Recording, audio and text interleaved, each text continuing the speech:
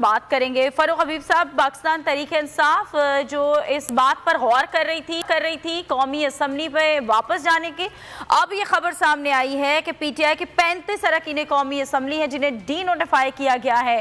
क्या कहेंगे आप, अब अगला लाहे अमल क्या होगा पाकिस्तान तहरीक इंसाफ का? अमल तो जो है वो हमारा बड़ा इस हवाले से वाज़ेह है कि साफ नजर आ रहा है कि ये खौफजदा है, ये इनकी काम पे टांग रही है। इनको ये पता है कि इनका कठपुतली अपोजिशन लीडर जो राजा रियाज बना हुआ है उसको पीटीआई असेंबली से एक अपोजिशन लीडर की सीट से फारिग करने जा रही है। यही वजह है कि इन्होंने हमारे जो है वो इस्तीफे, इन्होंने 35 इस्तीफे मंजूर कर लिए।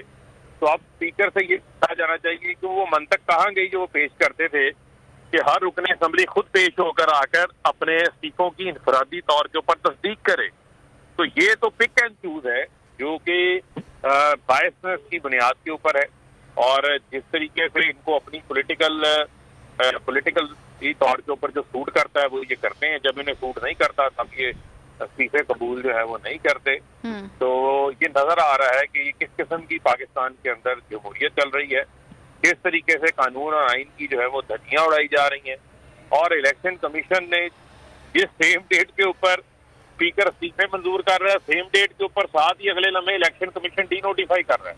तो वो जो गठजोड़ है, हम पहले कहते हैं इलेक्शन कमीशन का झुकाव एक जानिब है, इनका तवाजुन कायम नहीं है इलेक्शन कमीशन का, वो भी आपके सामने खुल के नजर आ गया।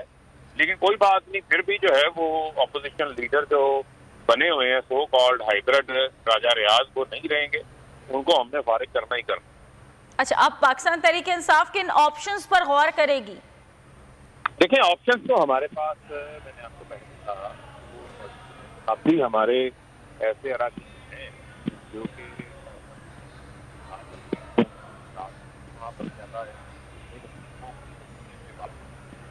और इसको कानूनी पहलू जायजा किया जाए। फरूख हबीब साहब, जिस तरह पाकिस्तान तहरीक इंसाफ कौमी असम्बली में वापसी पर गौर व फिक्र कर रही थी, और अब ये जो नई खबर सामने आई है जो कि 35 अरकान असम्बली को डी नोटिफाई किया गया है, तो क्या अब भी पाकिस्तान तहरीक इंसाफ कौमी असम्बली में वापसी पर ही सोच विचार करेगी? क्या ऑप्शंस हैं? नहीं, देखें, हमारा पास तो हमारा असम्बली में जाने का एक मकसद था, बड़ा वाज़ेह था कि हमने जो अपोजिशन लीडर राजा रियाज वहाँ पर बने बैठे हैं उनको हमने फारिग करना था। और उसी मकसद के तहत हम असेंबली में जाकर अपने नंबर जो है वो शो करके वहाँ से उनको फारिग करना चाहते थे, ताकि ये अपनी मर्जी का केयर टेकर सेटअप जो है ना ला सके। दोस्तों देखे ना, पंजाब में असम्बलियाँ तहलील हो गई, खैबर पख्तूनख्वा में असम्बली तहलील होने का अमल जो है वो आज समरी जा रही है।